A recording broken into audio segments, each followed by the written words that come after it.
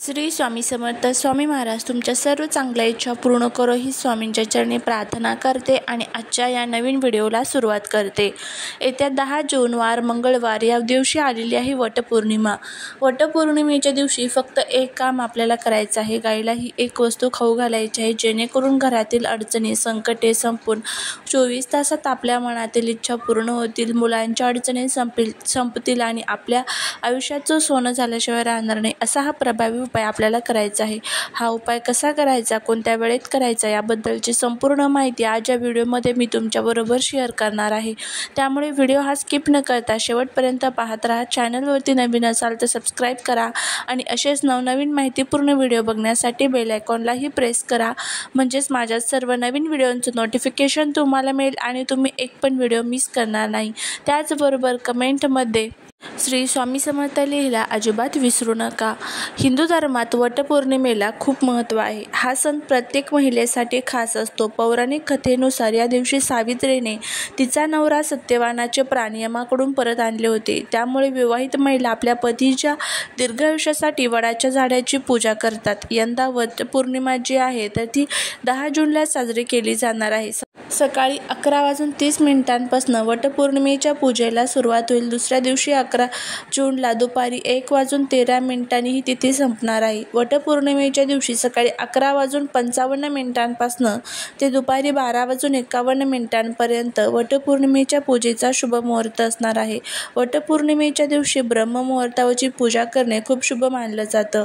वटपौर्णिमेच्या दिवशी महिलांनी सकाळी लवकर उठावे, त्यानंतर स्नान करून देवपूजा करावी. नंतर वटपौर्णिमेच्या दिवशी वडाच्या झाडाची पूजा करावी. यासाठी धूप, दिवा, वात, तेल, माचीस, अगरबत्ती, हार, फुले, पूजेचं ताट, 5 फळे, शृंगाराचे सामान, वडाला बांधण्यासाठी धागा हे सामान लागेल. पूजा दरम्यान काळी साडी नेसू नका. या दिवशी उपवास करणे खूप शुभ मानले जाते. यंदा वटपौर्णिमा ही 10 जूनला असल्यामुळे या दिवशी प्रत्येक महिलेने उपवास जो आहे तर तो करायचा असतो. आता आपल्या पद्धतीने आपल्याकडे ज्या पद्धतीत उपवास करतात त्या पद्धतीने उपवास करावा. काही ठिकाणी वडाच्या झाडाची पूजा केली की त्यानंतर उपवास सोडला जातो. काही ठिकाणी संध्याकाळी उपवास सोडला जातो. काही ठिकाणी दुसऱ्या दिवशी सकाळी उपवास सोडला जातो. तुमच्याकडे ज्या पद्धतीने हा उपवास सोडतात त्या पद्धतीने तुम्ही सोडू शकतात. त्यानंतर वटपौर्णिमेच्या दिवशी आपल्याला जे हे काही प्रभावी उपाय असतात, सेवा असतात तर त्या करायच्या असतात. वटपौर्णिमा हा खूप महत्त्वाचा सण असतो. पौर्णिमा ही तिथी माता लक्ष्मीला समर्पित असते. पौर्णिमेला आपण जे काही माता लक्ष्मीला प्रसन्न करण्यासाठी उपाय करू त्याचं फळ हे नक्कीच आपल्याला मिळत असतं. फक्त कुठेही मनामध्ये किंतु परंतु येऊ न देता आपल्याला हे सर्व उपाय जे आहेत तर ते करायचे असतात.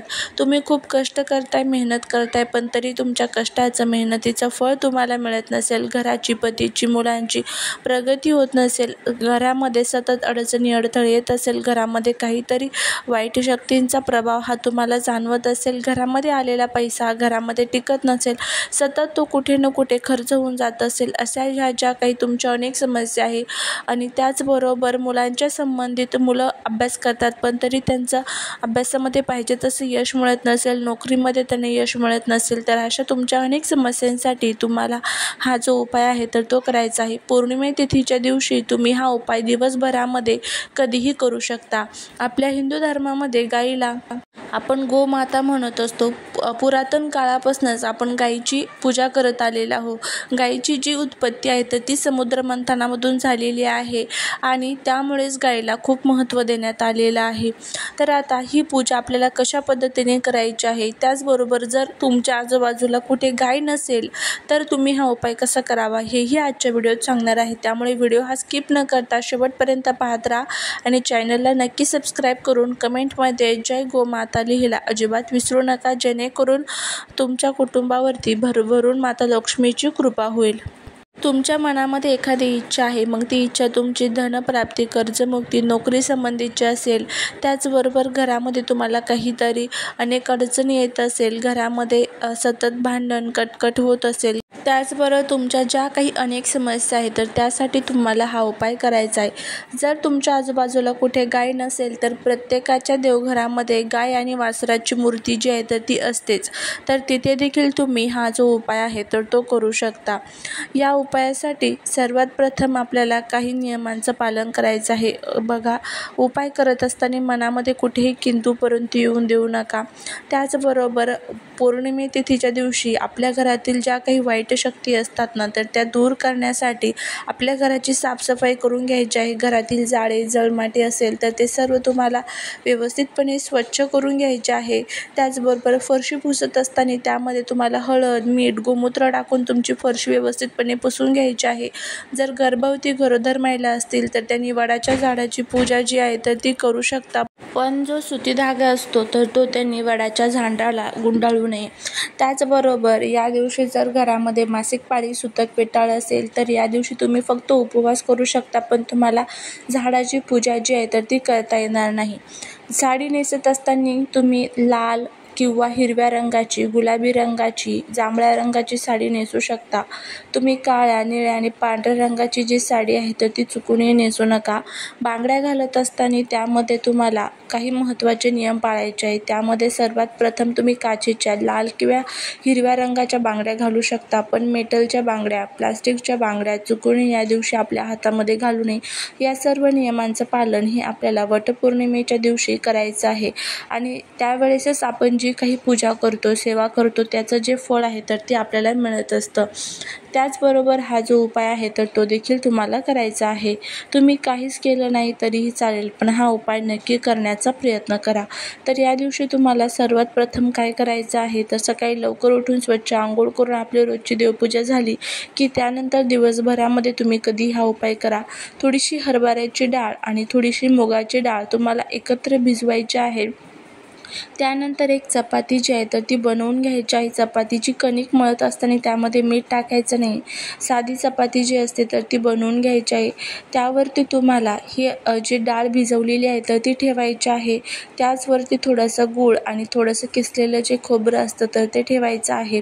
त्यानंतर तुमच्या आजूबाजूला जिथे कुठे गाय असेल त्या गायीजवळ जायचं आहे. गायीला सर्वात प्रथम हळदी कुंकू अर्पण करायचं आहे. गायीच्या चारी पायांवरती पाणी अर्पण करायचं आहे आणि त्यानंतर तुम्हाला गाईला हा जो नैवेद्य आहे तर तो जय माता लक्ष्मी या माता लक्ष्मीच्या मंत्राचा जप करत करत तुम्हाला खाऊ घालायचा आहे. भगवान विष्णूंचं स्मरणसुद्धा आवर्जून करायचं आहे. गाईच्या पाठीला स्पर्श करून तुमची मनातील जी काही इच्छा असेल तर ती इच्छा तुम्हाला तिथे व्यक्त करायची आहे. त्यानंतर तुम्हाला घरी यायचं आहे. नैवेद्य गाईला खाऊ घालत असताना गाईला थोडंसं पाणीसुद्धा आवर्जून पाजायचं आहे. तर अशा पद्धतीने तुम्हाला हा जो उपाय आहे तर तो करायचा आहे. आता जर तुमच्या आजूबाजूला कुठे गाय नसेल तर आपल्या देवघरामध्ये जी गाय वासराची मूर्ती असते तर तिच्यासमोर हा छोटासा नैवेद्य तयार करून तुम्ही तिथेही ठेवू शकता. गायीची व्यवस्थितपणे पूजा प्रार्थना करून नैवेद्य ठेवायचा आहे. नंतर हा नैवेद्य तुम्ही पशुपक्ष्यांना खाण्यासाठी देखील ठेवू शकता. तर अशा पद्धतीने तुम्हाला हा उपाय करायचा आहे. अगदी साधा सोपा उपाय आहे. तुम्ही करून बघा. तुम्हाला नक्कीच त्याचा जो फायदा आहे तर तो बघायला मिळेल. घरातील सर्व अडचणी, संकटे संपून 24 तासात आपल्या मनातील इच्छा पूर्ण होतील. मुलांच्या अडचणी संपतील. आयुष्यात सोन्याचे दिवस आपल्याला सुरू होतील. करून बघा. झालेली सेवा ही महाराजांच्या चरणी रुजू करते. व्हिडिओ जर आवडला असेल तर लाईक, शेअर आणि सबस्क्राईब करायला विसरू नका. भेटूया पुढच्या एका छानशा नवीन व्हिडिओत एका नवीन माहितीसोबत. श्री स्वामी समर्थ.